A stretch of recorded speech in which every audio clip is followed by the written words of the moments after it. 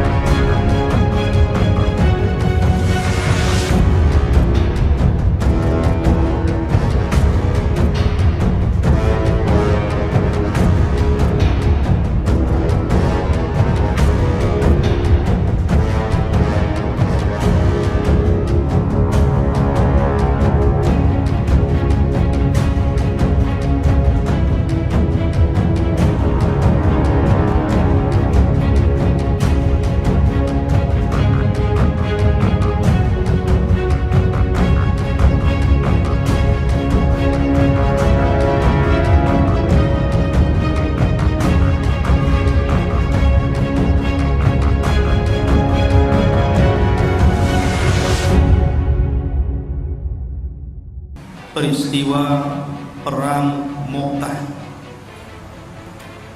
perang yang sangat besar sekali, dan inilah perang perdana yang dilakukan Nabi SAW melawan orang-orang di luar Arab karena musuhnya orang-orang Romawi. Ma'asyiral muslimin yang dimuliakan Allah Azza wa Jalla, kita urut peristiwa ini kepada sebelum peperangan. Setelah Nabi SAW melakukan perjanjian Hudaybiyah, walaupun secara perjanjian sangat merugikan kaum muslimin, akan tetapi Nabi SAW memanfaatkan perjanjian itu untuk menyebarkan dakwah, karena salah satu poinnya tidak saling menyerang di antara musyrikun dan Nabi SAW serta para sahabatnya. Sehingga setelah peperangan ataupun perjanjian Hudaybiyah ini, Nabi SAW melaksanakan umratul qadha, umrah qadha.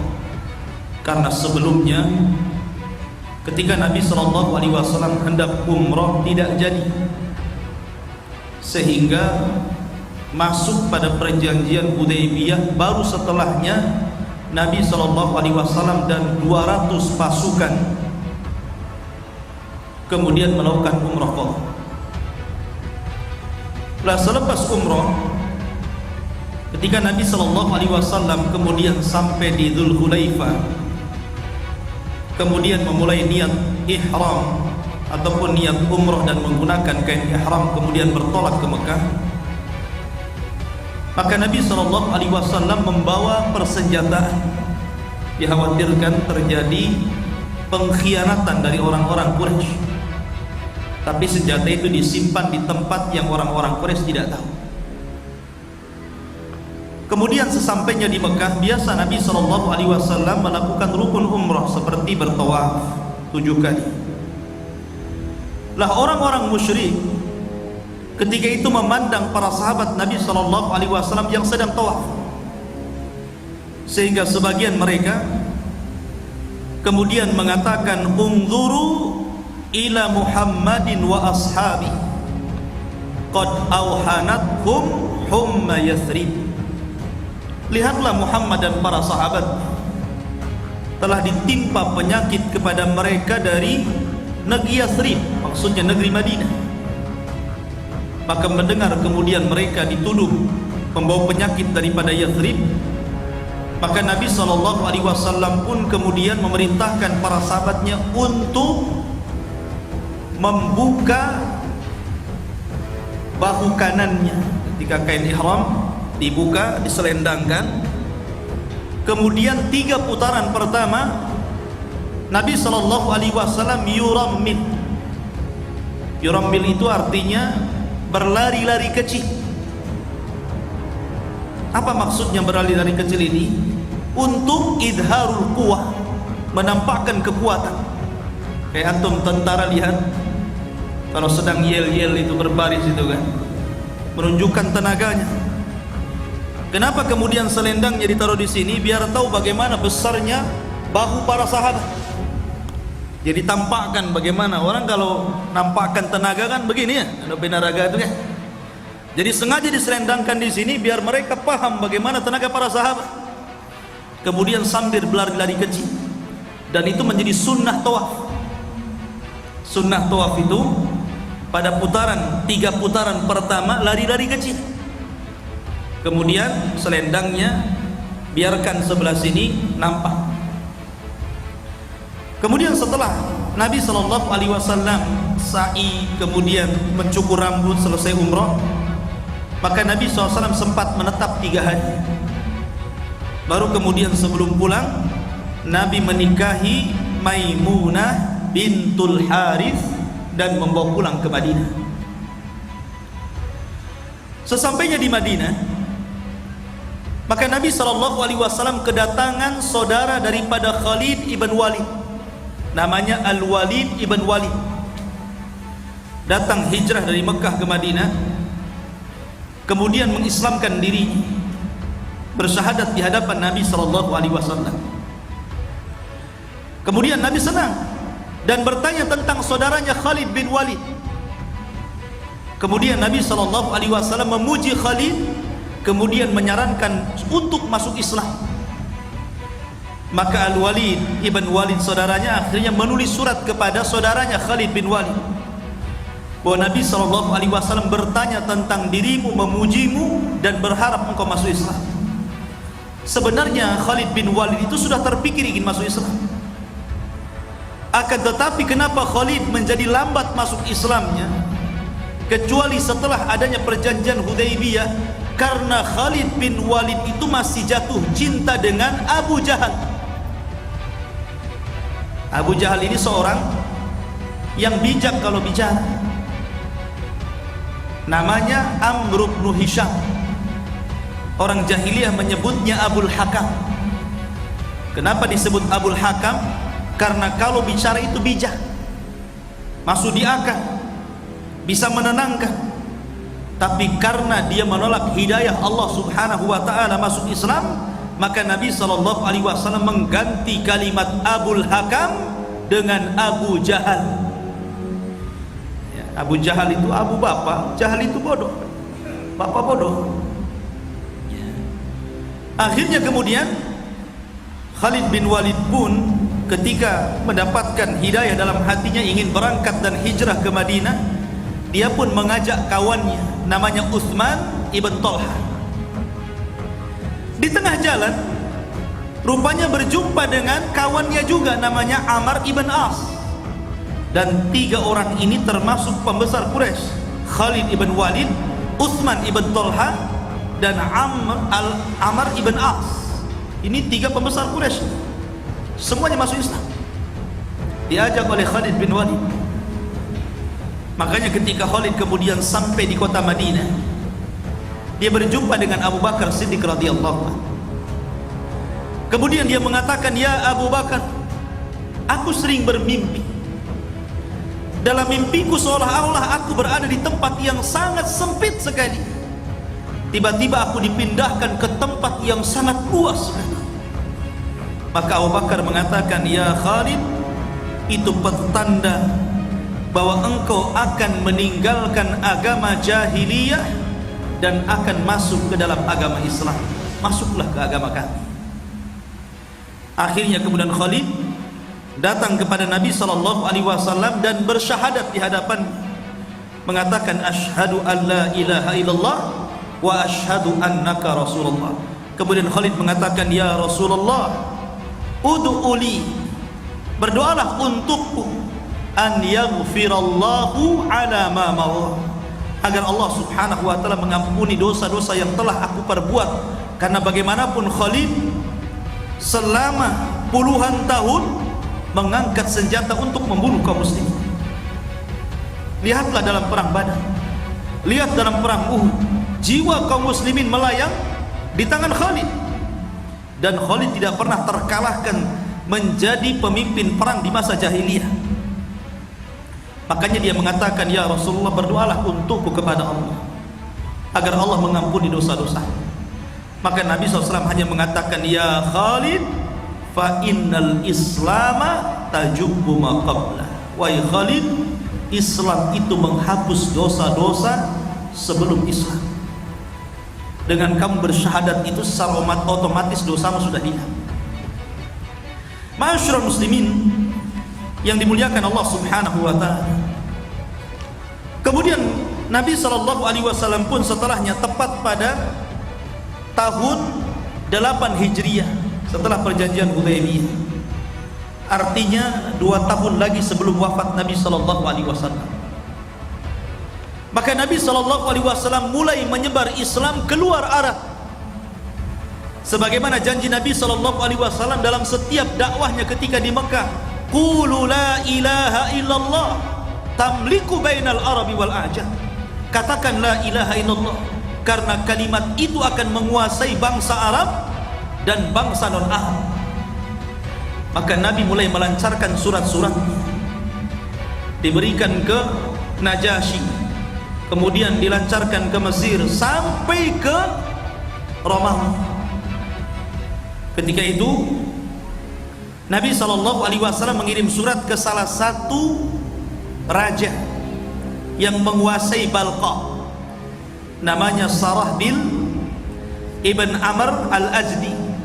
Rajanya namanya Sarahbil, menguasai daerah Balqa, dan itu di bawah kekuasaan Romawi. Tapi apa yang terjadi?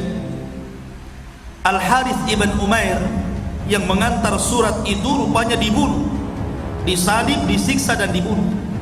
Padahal tidak boleh seorang delegasi itu dibunuh. Dan kalau terjadi pembunuhan kepada seorang delegasi, itu sama saja ngajak perang negara. Makanya Nabi SAW murka ketika mendengar bahwa Sarahbil membunuh delegasinya Al-Harith ibn Umair. Dari situlah Nabi SAW membuat pasukan besar. Nabi belum pernah mengirim pasukan sebesar ketika melawan orang-orang Romawi di Mu'tah. Nabi mempersiapkan 3.000. Tentu 3.000 itu sudah sangat besar, karena kaum muslimin tidak sebanyak orang-orang Romawi. Ya.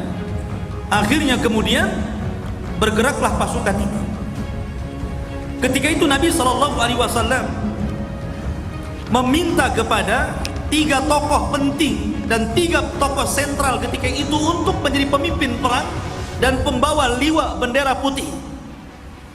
Karena bendera Nabi SAW ada 2, ada yang berwarna hitam, ada yang berwarna putih, ada yang juga yang mengatakan hijau, ada juga yang mengatakan kuning, dan bertuliskan la ilaha illallah.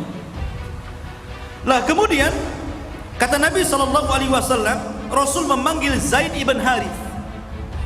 Antum tahu siapa Zaid ibn Haris? Zaid ibn Haris adalah anak angkat Nabi SAW. Dahulu semasa Nabi SAW mengangkat Zaid, namanya bukan Zaid ibn Haris, tapi Zaid ibn Muhammad. Tapi kemudian Allah Subhanahu wa ta'ala turunkan surah Ahzab dan mengatakan ud'uhum li'abaihim huwa aqsatu indallah. Maka nasab anak-anak angkat tetap diberikan kepada bapak angkat, karena itu lebih adil di sisi Allah.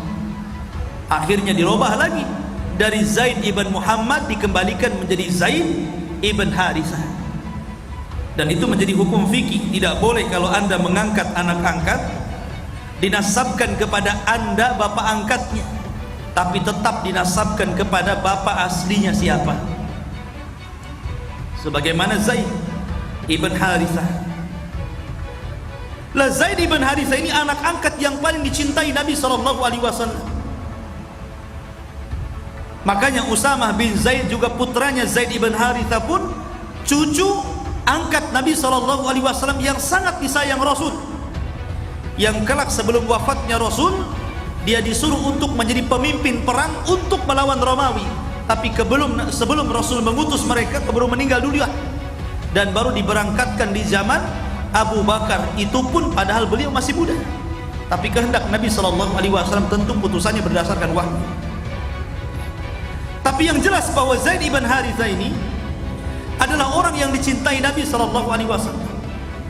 Bahkan satu-satunya sahabat Rasul yang namanya dicantumkan dalam Al-Quran hanyalah Zaid. Tidak ada semua sahabat Nabi yang dicantumkan dengan namanya Zaidun itu kecuali Zaid ibn Harithah. Kalau sahabat yang lain biasanya hanya diturunkan ayat tapi tidak disebut namanya.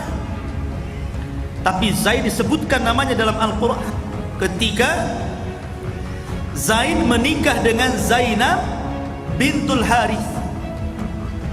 Kemudian selang beberapa waktu karena rumah tangganya gonjang-ganjing, akhirnya Allah Subhanahu wa taala memerintahkan agar Rasul memberitahu Zaid agar Zaid menceraikan Zainab.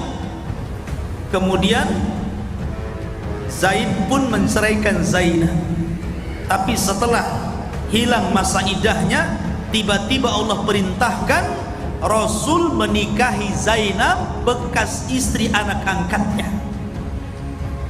Kenapa Nabi menikahi bekas istri anak angkat? Nabi menyuruh Zaid menceraikan Zainab, habis itu Nabi menikahinya. Tentu ini bukan kemauan Nabi, ini kemauan Allah Subhanahu wa ta'ala. Allah yang memerintahkan agar Zaid menikah dengan Zainab, dan setelah itu diceraikannya dan dinikahi Rasul. Kenapa?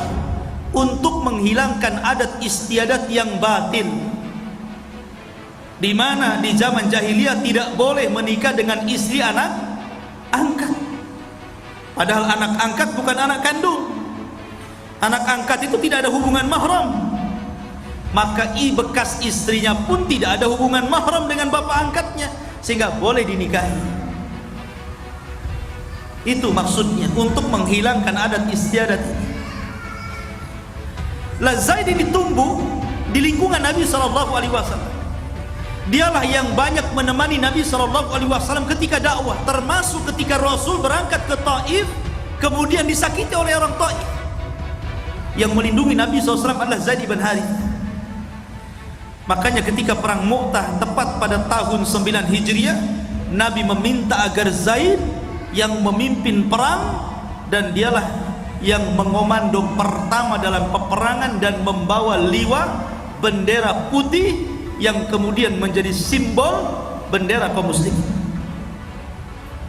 Kemudian kata Nabi, kalau Zaid terbunuh,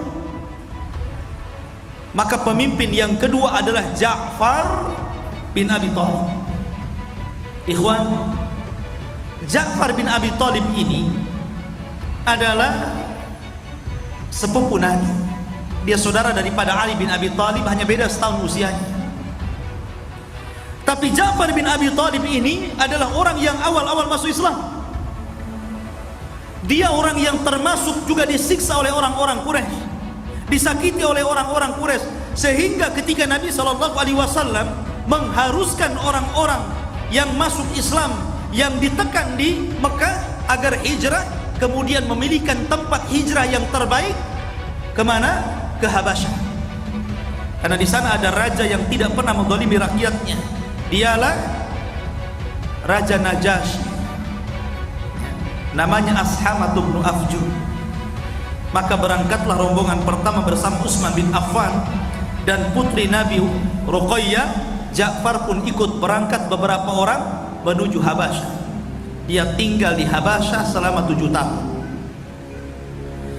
Ketika kemudian Madinah sudah dikuasai kaum muslimin, maka Ja'far pun pulang dari Habasyah menuju Madinah. Baru dia tinggal sebentar di Madinah, tiba-tiba Nabi SAW mengatakan, ya Ja'far, engkau akan menjadi panglima kedua kalau Zaid terbunuh. Akhirnya kemudian Ja'far pun maju menjadi panglima kedua. Kemudian kata Rasul, kalau Ja'far meninggal dunia, maka Abdullah ibn Rawaha sebagai penggantinya.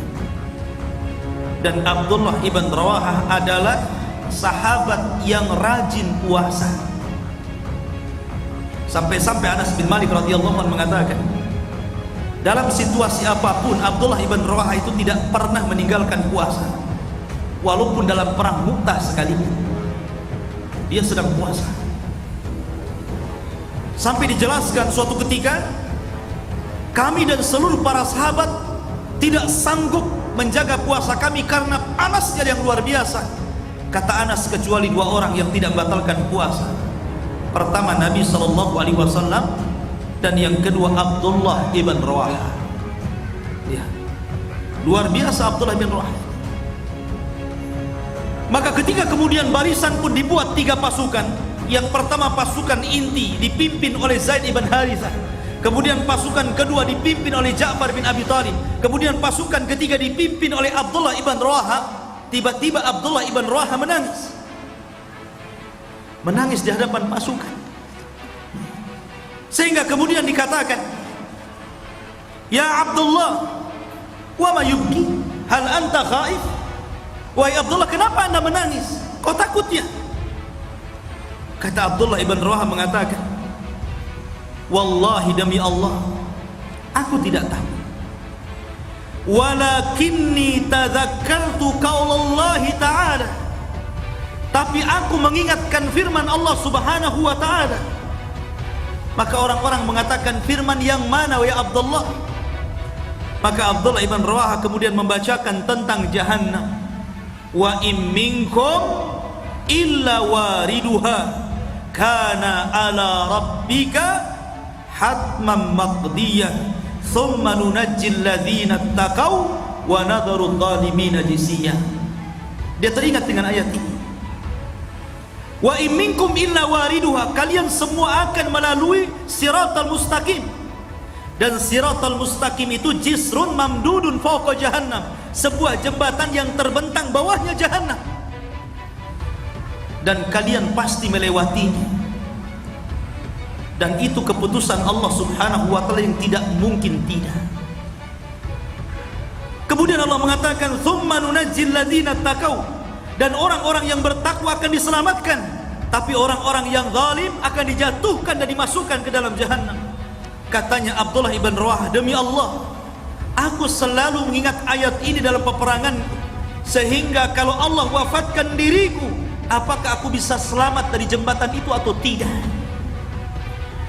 Maka para prajurit yang lain mengatakan, "Ya Abdullah, arja'akumullahu salimina ghanimina muntasirin."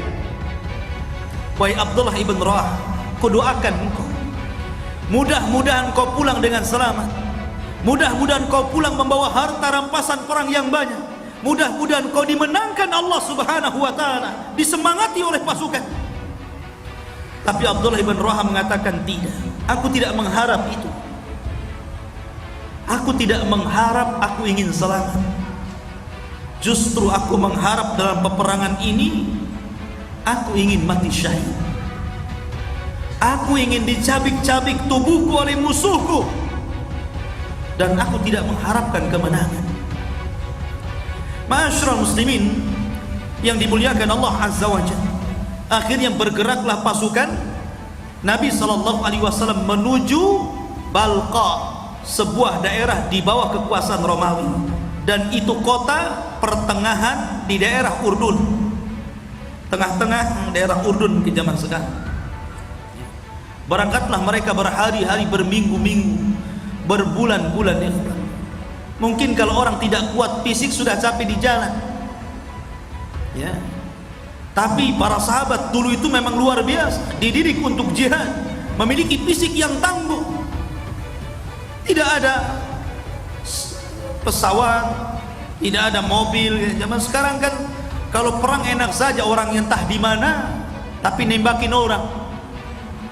Kalau dulu hadapan, dulu yang dilawan itu memang tentara, tentarawan tentara. Sekarang kalau perang indah, anak-anaknya dibom, perempuan dibom, lah orang sakit pun dibom, rumah sakit dibom juga. Nggak ada aturannya zaman sekarang. Makanya ketika Nabi SAW bergerak, sebelum berangkat Nabi SAW memberikan wasiat, dan itu kebiasaan Rasul, memberikan wasiat sebelum mereka berangkat. Di antara wasiat Nabi SAW mengatakan agar kalian mendatangi tempat meninggalnya saudara kita Al-Haris ibn Umayyah. Kemudian sebelum berperang, an yad'u ilal Islam, agar menyeru manusia ke dalam Islam. Dan itu kebiasaan Rasul. Apabila mengutus pasukan, Rasul tidak mengizinkan untuk langsung perang. Sebagaimana ketika Nabi mengutus Ali bin Abi Thalib radhiyallahu an ketika hendak meruntuhkan benteng Khaybah. Kata Nabi SAW, ya Ali, berjalan kau pelan-pelan ke musuh. Apabila musuhmu sudah di hadapanmu, ajak mereka agar mengucapkan la ilaha illallah. Disuruh masuk Islam dulu. Kalau tidak mau, gak apa-apa, tapi bayar upeti, bayar jizyah. Kalau tidak mau, bismillah, perangi. Begitu kebiasaan Rasul. Dan ini menunjukkan bahwa Islam itu bukan agama sadis, bukan agama teroris, bukan agama radikalis, tapi Islam mengutamakan dakwah dibandingkan jihad. Ajak orang dulu, bukan main hantam dengan bom saja. Tidak, diajak dulu kepada Islam, keindahan Islam, kemuliaan Islam. Baru kalau tidak mau pun ada tahapannya. Kemudian Nabi SAW mulai mengajarkan adab peperangan. Kata Nabi SAW, ughzu bismillah, berperanglah dengan membaca kalimat Allah, bismillah. Penting ikhwan, bukan hanya berperang saja. Antum mencari kerja juga pakai bismillah. Orang rumah juga ketika melakukan aktivitas di rumah hendaklah baca bismillah. Karena bismillah itu memiliki dua kandungan makna yang sangat penting bagi manusia. Pertama, bentuk isti'anah. Bahwa dalam bismillah itu terkandung isti'anah, permintaan tolong seorang hamba kepada Allah. Karena segala sesuatu pun kalau tidak ada pertolongan Allah, maka tidak mungkin diberikan kemenangan, kesuksesan dalam bekerja, mengeluarkan sebuah permasalahan. Karena sekecil apapun perkara, kalau Allah Subhanahu wa ta'ala tidak ikut campur tangan, jadi besar.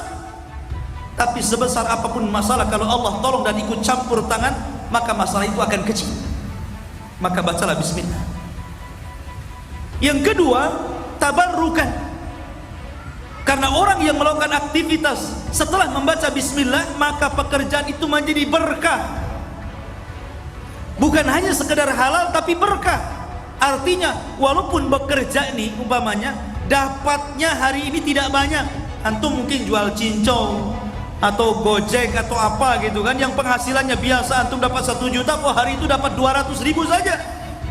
Tapi kalau antum berjalannya dengan bismillah, maka 200 itu terkadang sama dengan 1 juta. Kenapa? Karena ada berkah di situ. Maka jangan lupa baca bismillah. Kata Rasul, ughzu bismillahi fi sabilillah, berperanglah dengan menyebut nama Allah. Man kafara billah, dan yang diperangi adalah orang yang kufur kepada Allah, bukan orang Islam. Sekarang kita lihat di negeri kita ada pembakaran bendera, tulisannya la ilaha illallah. Semua orang marah. Alasannya bahwa bendera itu bukan bendera ormas tertentu, tapi itu bendera kaum muslimin, itu liwa katanya.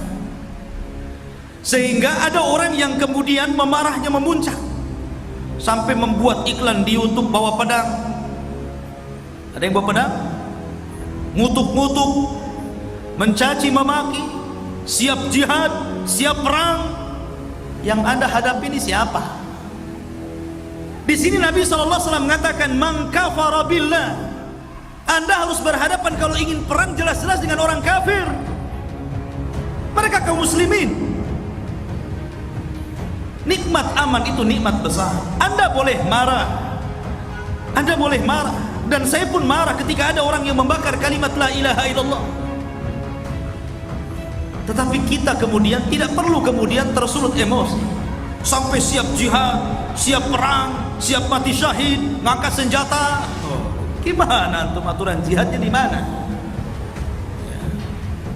Masyaallah muslimin yang dimuliakan Allah Azza wa Jalla, cukup kita doakan mudah-mudahan dia dapat hidayah. Mungkin karena dia melakukannya karena kejahilannya, kita tidak tahu. Tapi kita kutuk-kutuk saja. Tapi tidak boleh mengeluarkan kata-kata kotor, kata-kata mencaci, memaki, mengadu domba, akhirnya kemudian jadi rusuh. Nanti perang saudara, mau antum ke Suriah? Naudzubillah. Masyaallah muslimin yang dimuliakan Allah Azza wa Jalla, memang kita marah dengan perlakuan itu, tapi kemudian kita harus menghadapi dengan tenang, dengan bijak, dengan lembut. Keamanan negara diutamakan. Bagaimanapun nikmat aman itu menguntungkan kaum muslimin. Kita bisa ibadah dengan tenang, cari uang dengan tenang, berumah tangga dengan tenang, mendidik anak dengan tenang, apalagi. Oleh karena itulah masyaallah muslimin yang dimuliakan Allah Azza wa Jalla, maka di sini Nabi mengajarkan yang diperangi itu orang yang kufur kepada Allah Subhanahu wa taala. Kemudian Rasul mengatakan, la taqtul walida wala imra'atan wala kabiratan. Jangan kau bunuh anak-anak, jangan kau bunuh perempuan, jangan kau bunuh orang tua. Lihat, ada aturan perang. Tapi di zaman sekarang tidak.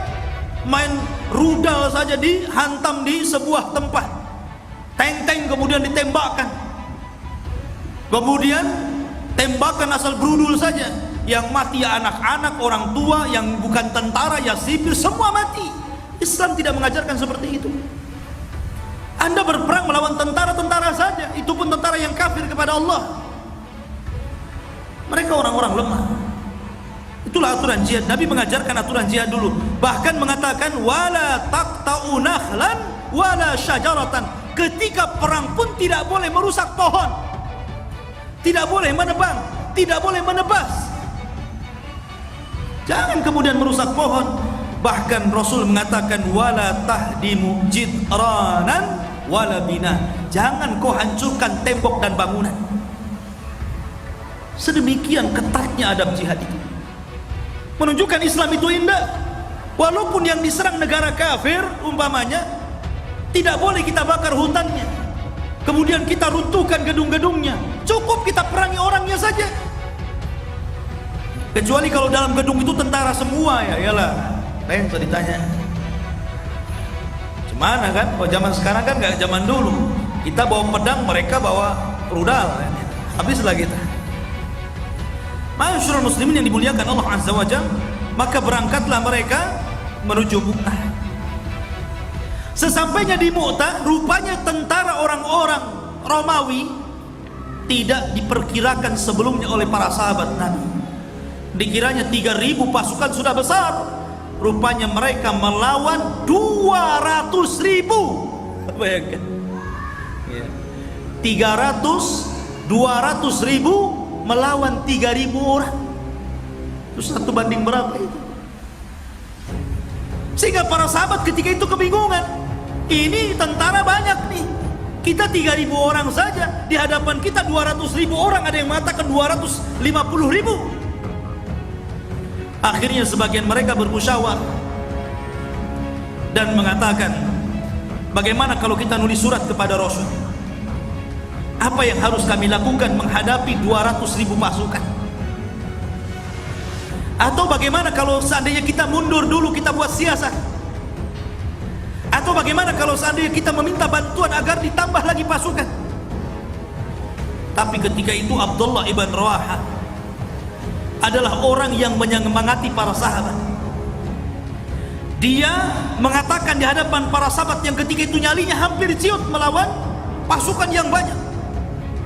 Kata Abdullah ibn Rawaha, ya qaumi, wahai kaum, wallahi demi Allah, innal lati taqrahuna lallati kharajtum tatlubuna syahada. sesungguhnya sesuatu yang kalian benci itu adalah sesuatu yang kalian keluar hari ini mencari syahadah, mencari mati syahid. Bukankah kita kesini mencari mati syahid? Justru ini kesempatan ini. Kemudian kata Abdullah ibn Rawaha, nahnu la nuqatilun nas bi'adadin wala biquwatin wala kabiratin, innama ihdal husnayn, innama ihdal husnayaini zuhurun au syahadah. Kata Abdullah bin Rawaha, kita tidak hendak berperang karena jumlah, kita tidak hendak berperang karena kekuatan, kita tidak hendak berperang karena besarnya pasukan, tapi kita berperang karena mencari dua perkara yang baik. Pertama kemenangan, yang kedua syahid. Apalagi? Akhirnya kemudian para sahabat terpancing dengan provokasi daripada Abdullah ibn Rawaha. Mereka bangkit semangatnya, kemudian mereka sampingkan ide-ide tadi, siap perang. Ma'asyiral muslimin yang dimuliakan Allah Azza wa Jalla, maka berangkatlah pasukan melawan tentara Romawi 200.000 yang dipimpin oleh Herakli. Berjumpa di Mu'tah di pertengahan Urdun. Dan luar biasa ikhwah, Anda bisa bayangkan 200.000 melawan 3.000. Lautan tentara yang sangat kuat dari Romawi, yang dikenal kekuatan perangnya. Mereka seperti melebur, mengepung tentara yang kecil, tapi semangat para sahabat tidak patah. Mereka tetap meringsek ke depan dan kemudian berperang dengan sangat hebat. Akhirnya pemimpin kaum muslimin Zaid ibn Harithah pun gugur pertama kali dalam perang Mu'tah, sesuai dengan tartib sabda Nabi. Setelah Zaid meninggal dunia, sebelum bendera itu jatuh, lalu diambil oleh Ja'far bin Abi Thalib. Karena kalau bendera itu jatuh, itu tanda kekalahan, menunjukkan bendera itu sesuatu yang mulia, harus dipertahankan. Maka akhirnya Ja'far pun mengambil bendera, dipegangnya oleh tangan kanannya, sambil tangan kirinya menyabat-nyabat musuh. Tapi Allah takdirkan tangan kanannya tersabat sehingga putus, kemudian diambil tangan kirinya. Tangan kirinya pun tersabat, putus juga. Akhirnya ditaruh di dada, kemudian dipeluknya. Sampai kata Anas bin Malik radhiyallahu anhu mengatakan, aku melihat hampir puluhan, ada yang mengatakan 70 lebih tusukan pedang di tubuh Ja'far bin Abi Thalib, sampai akhirnya dia terguling dari kudanya dan kemudian Abdullah ibn Rawaha menangkap benderanya. Ketika Ja'far meninggal dunia, Nabi SAW berada di Madinah. Rasul SAW tahu bahwa Ja'far gugur karena malaikat Jibril memberitahunya. Makanya kemudian Rasul SAW mengatakan, laqad abdalahullahu ala yadaihi bijanahaihi yatiru fil jannati haitsu syaa. Sungguh Allah Subhanahu wa ta'ala telah menggantikan kedua tangan Ja'far dengan dua sayap yang dia akan terbang di sorga sesuai dengan kehendaknya. Rasul tahu. Dan subhanallah, Ja'far bin Abi Thalib itu orang yang paling mirip dengan Rasul wajahnya. Paling mirip dengan Rasul, postur tubuhnya, kulitnya, mukanya luar biasa. Sehingga ketika Ja'far bin Abi Thalib meninggal dunia, maka Nabi SAW merasa sesak dadanya.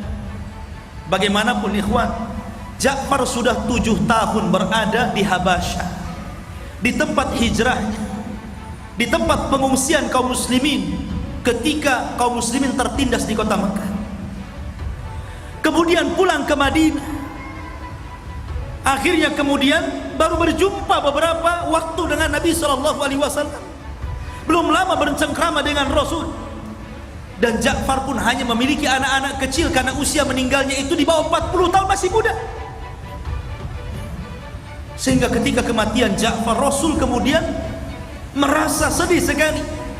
Setelah 3 hari kematian Ja'far, dia mendatangi keluarganya. Keluarganya tidak tahu, istrinya tidak tahu, anak-anaknya yang masih kecil tidak tahu. Bahkan ketika kemudian dilaporkan Nabi SAW akan datang, istrinya mengira bahwa pasukan sudah datang, Ja'far akan pulang membawa kemenangan. Makanya istrinya kemudian menyediakan makanan yang enak, anak-anaknya dimandikan dengan bersih, supaya ketika ayahnya pulang melihat anak-anaknya sudah segar, sudah cantik, sudah ganteng. Dikiranya seperti itu. Kemudian Nabi SAW datang. Karena muka Nabi mirip dengan Ja'far bin Abi Thalib, anak-anaknya masih kecil, disangkanya bapaknya. Mengejar Nabi SAW, disangka bapaknya. Subhanallah. Tapi kemudian Nabi SAW beritahu kepada istrinya bahwa Ja'far telah syahid. Maka istrinya langsung shock. Bagaimana tidak? Di Madinah baru tinggal beberapa saat, maka Nabi SAW pun menangis karena sedih. Maka Rasul mengatakan, isna'u ta'aman li ali Ja'far. Buatkan wahai para sahabatku makanan untuk keluarga Ja'far, karena dia tertimpa musibah hari ini. Ma'asyiral muslimin yang dimuliakan Allah Azza wa Jalla, kembali ke peperangan. Maka ketika Ja'far kemudian roboh, diambil Abdullah ibn Rawaha. Setelah Abdullah ibn Rawaha pun kemudian selang beberapa waktu, dia pun kemudian gugur juga sesuai dengan keinginannya, ingin mati syahid dalam perang Mu'tah. Allah kabulkan. Akhirnya dia pun jatuh dan tumbang. Namun sebelum bendera jatuh, diambil oleh Utsman ibn Talha. Kemudian pasukan mundur. Ketika itu Nabi SAW tidak menyebutkan pemimpin yang keempat. Rasul hanya mengatakan apabila Zaid gugur, gantinya Ja'far, Ja'far gugur, gantinya Abdullah ibn Rawaha. Rasul tidak menyebutkan yang keempat. Maka Utsman bin Talha pun dia tidak enak untuk memegang bendera itu. Tapi dia teringat dengan Khalid ibn Walid. Dan ketika itu Khalid ibn Walid ikut pasukan. Dan itulah perang perdana Khalid bin Walid. Sebelumnya dia tidak pernah berperang bersama kaum muslimin karena dia telat masuk Islam. 3 bulan setelah masuk Islam, Khalid pun bergabung dalam perang Mu'tah. Maka dia teringat dengan Khalid dan bagaimana kepemimpinannya semasa jahiliyah. Maka Utsman bin Talha mencari, aina Khalid, di mana Khalid? Aina Khalid, di mana Khalid? Maka Khalid pun mengatakan, saya di sini. Maka Utsman mengatakan, ambillah bendera ini, pimpin kami. Maka karena melihat tidak ada pemimpin yang lebih bagus dibandingkan Khalid, akhirnya terpaksa Khalid mengambil bendera itu. Disinilah kecerdasan Khalid ditampakkan bagi kaum muslimin. Kepiawaian dalam berperang, keuletan dalam berperang ditampakkan dalam perang Mu'tah, sehingga kepemimpinan Khalid dalam peperangan, dalam perang Mu'tah ini menjadi gambaran sejarah yang tidak pernah dilupakan. Kemenangan pertama melawan musuh pertama di luar Arab, melawan bangsa Romawi. Bayangkan saja, 3.000 pasukan melawan 200.000. Maka Khalid pun membuat taktik dan siasat peperangan. Disediakan berbagai macam seragam perang dan seragam persenjataan. Terkadang mereka maju kemudian mundur ganti seragam, kemudian maju mundur ganti seragam, seolah-olah banyak padahal pasukannya itu-itu saja. Terkadang kemudian maju mundur dari samping kiri, jadi orang Romawi dikacaukan belum dengan Khalid, seolah-olah bagaimana pasukan itu banyak sekali, dibuatnya debu mengepul, dibuatnya suara kuda gitu kan. Pokoknya bagaimana mengecoh, karena bagaimanapun al-harbu kaidun, perang itu tipu daya. Anda tidak boleh menipu kecuali dalam peperangan. Anda tidak boleh sombong kecuali dalam peperangan. Sombong boleh ketika perang, tapi di luar perang tidak boleh sombong.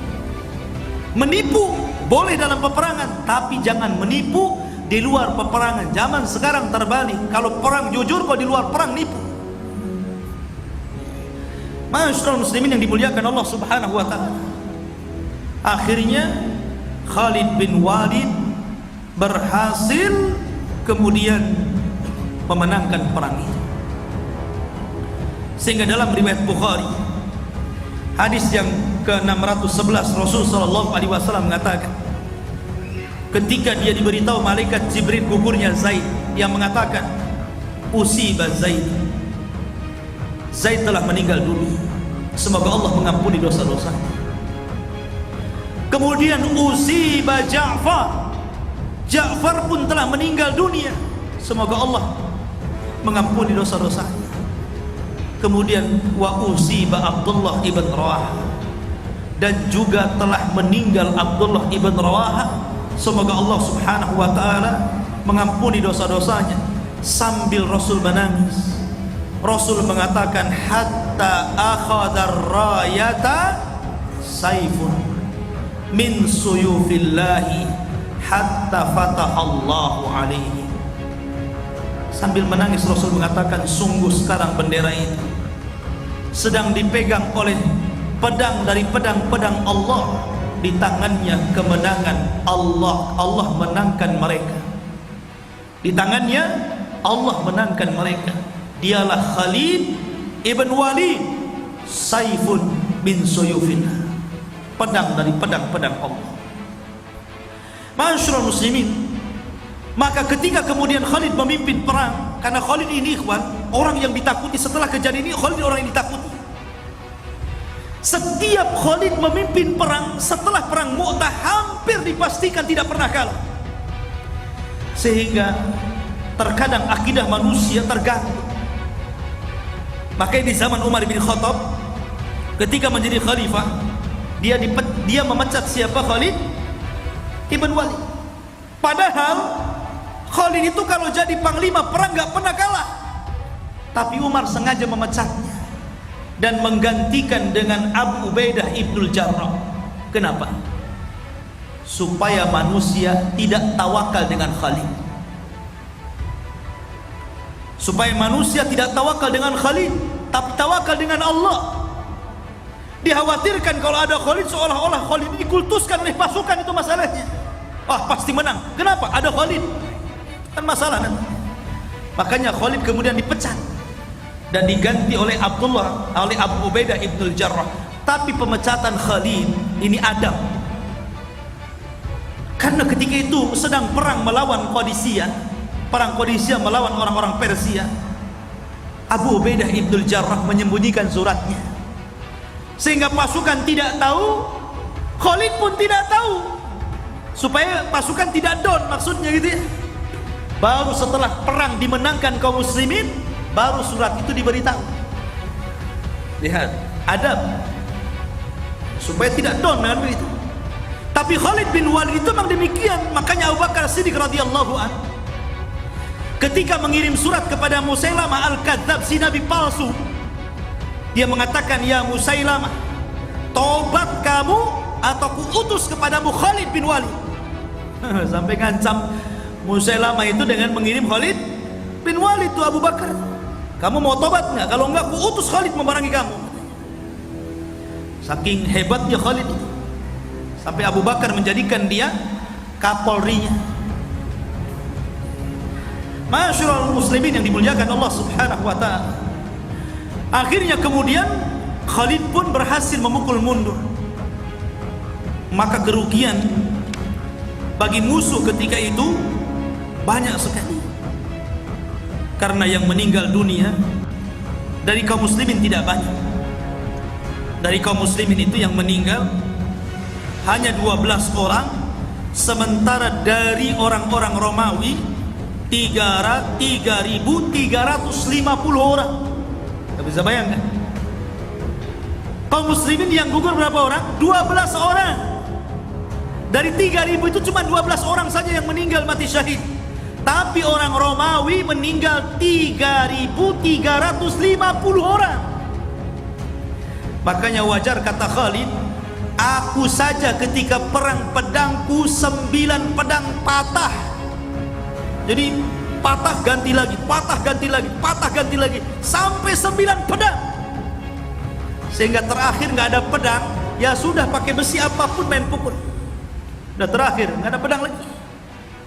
Ya wajar ya kalau Khalid bin Walid saja 9 pedang patah gitu kan.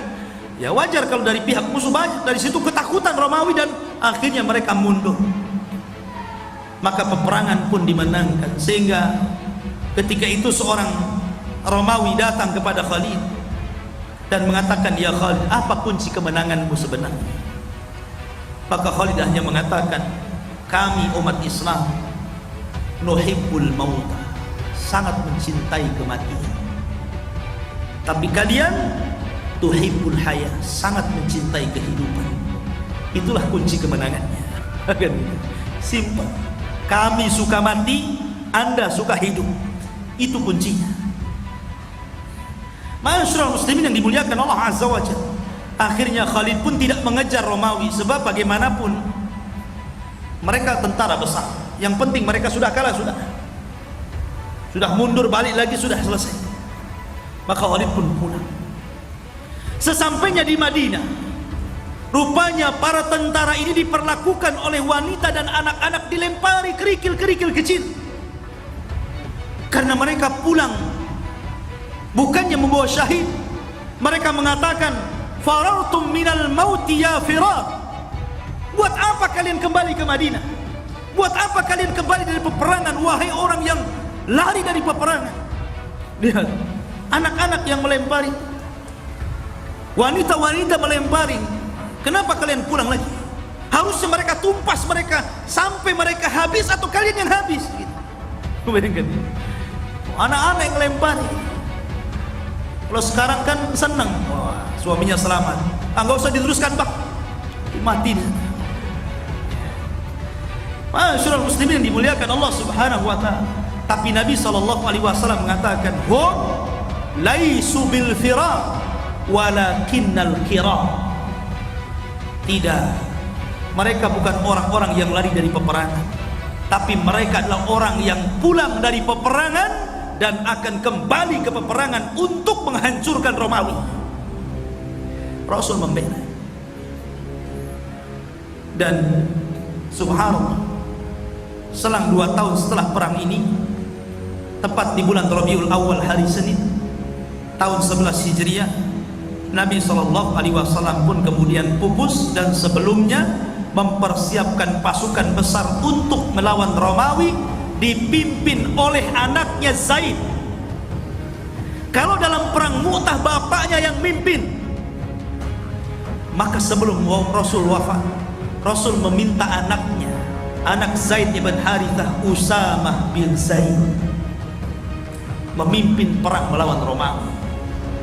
Tapi Rasul keburu wafat. Tapi tetap di zaman Abu Bakar diberangkatkan pasukan ini, dan berhasil di zaman Abu Bakar menaklukkan Romawi. Ma'asyiral muslimin yang dimuliakan Allah Azza wa Jalla. Tapi ada kisah yang menarik kepada Usamah bin Zaid.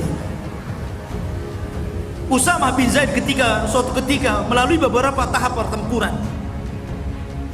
Usamah ini orangnya kuat, orangnya sangat kuat, karena memang didikan Nabi SAW sebagaimana ayahnya Zaid ibn Harithah. Dia orang yang paling dicintai Nabi SAW. Maka Usamah bin Zaid, satu pertempuran pernah diutus Rasul, tiba-tiba ada seorang musyrik menyerang orang-orang Ansar. Geram dia, nggak terima. Akhirnya dia mengejar musyrik itu. Setelah berhadap-hadapan, kemudian bertempur habis-habisan, rupanya orang musyrik itu kalah. Ketika hampir kemudian pedangnya melayang di lehernya, tiba-tiba musyrik itu mengucapkan la ilaha illallah. Maka Usamah sempat terhenti, tapi tetap menebasnya dan mati. Perang itu dimenangkan kaum muslim. Rasul senang, tapi Rasul mendapatkan kabar yang tidak enak dari Usamah ibn Zaid karena membunuh orang musyrik yang mengucapkan la ilaha illallah. Maka Usamah dipanggil, ya Usamah, aku tahu tamang qala la ilaha illallah. wahai Usama, apakah engkau membunuh musuh yang telah mengucapkan kalimat la ilaha illallah? Kata Usama, ya wahai Rasul, karena dia firaran minal maut, karena dia lari dari kematian, takut pedang. Sengaja itu siasat dia saja itu. Dia takut dibunuh, makanya mengucapkan kalimat syahadat biar tidak jadi dibunuh. Tapi Nabi mengatakan tidak. Aqatalta man qala la ilaha illallah ya Usama? Apakah engkau sudah membunuh orang yang mengucapkan kalimat la ilaha illallah ya Usama? Tapi Usama tetap berdalih bahwa itu siasat orang musyrik supaya lari dari peperangan, lari dari kematian. Tapi Rasul mengatakan, ya Usama, afala syaqaqta an qalbi hatta ta'lama aqalaha lillah am li ghairillah? Wahai Usama, apakah kau sudah belah dadanya sehingga dia mengucapkannya karena Allah atau bukan karena Allah? Tapi Usama bin Zaid mengatakan, ya Rasulullah, aku tidak tahu, maafkan aku.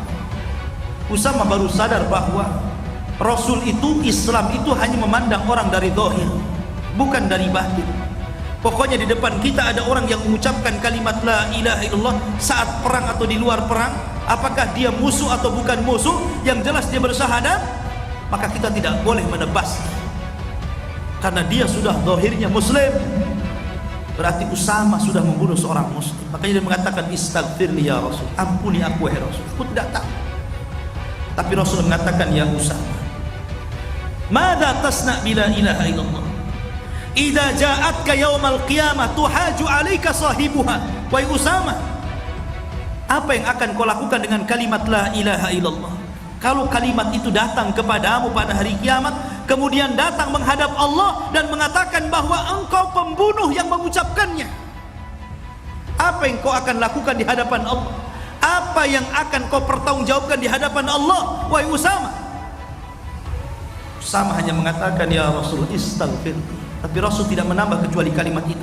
Sampai Rasul mengatakan, sampai Usama mengatakan, wadidtu ma aslamtu illa yauma ini. Duhai kiranya aku baru masuk Islam ketika itu. Karena biasanya orang yang baru masuk Islam tidak dimarah-marahi sama Nabi. Dia sudah lama Islamnya, makanya dimarahi sama Nabi.